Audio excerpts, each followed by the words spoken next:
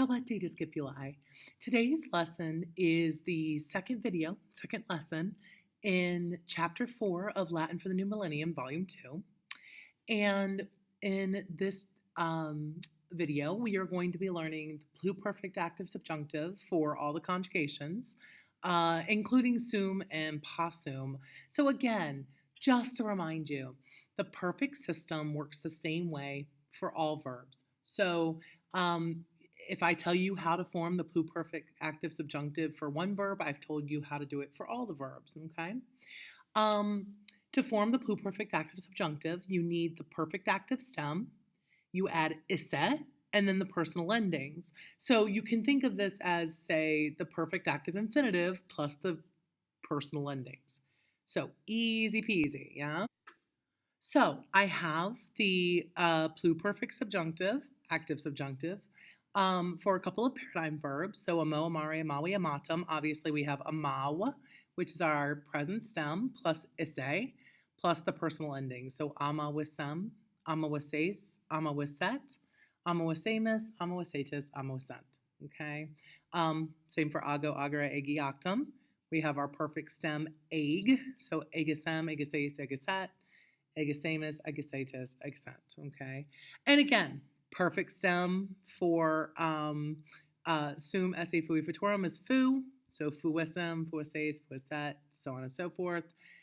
Same for possum, posse, potuī is potuī. So potuisem, potuises, potuises, set, etc. Now, the second thing that we are learning in this video is how to make wishes, okay? You actually more or less learned about this in chapter 2, I think it was, or chapter 1, when you learned how to form the different, or how to identify the different uses of the subjunctive, independent uses of the subjunctive at least, right?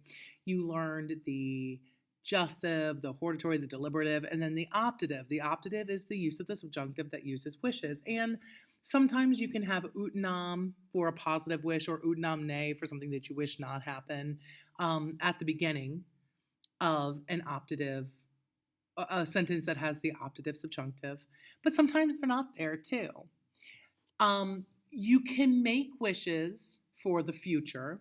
You can wish for something to happen in the present, and you can wish for something that something had happened in the past, okay? So we have wishes for the future, present, and past. And you have to use a subjunctive, but now you're going to learn the different tenses of the subjunctive that are going to tell you whether this wish is supposed to show future, present, or past. Let me remind you of something. The subjunctive mood does not have a future tense, okay? So if you want to show a wish for the future, you use the present subjunctive. Okay, and we translate this, may I, if only I may I not, if only I may not, blah, blah, blah, blah. So I have an example sentence, utinam, but it's in parentheses because we actually don't need it. Illi viro improbo resistam. If only I may resist that wicked man, okay? So resistam, present subjunctive, showing something that I wish would happen in the future. So I wish that in the future I can resist that wicked man, okay? We can also do wishes for the present.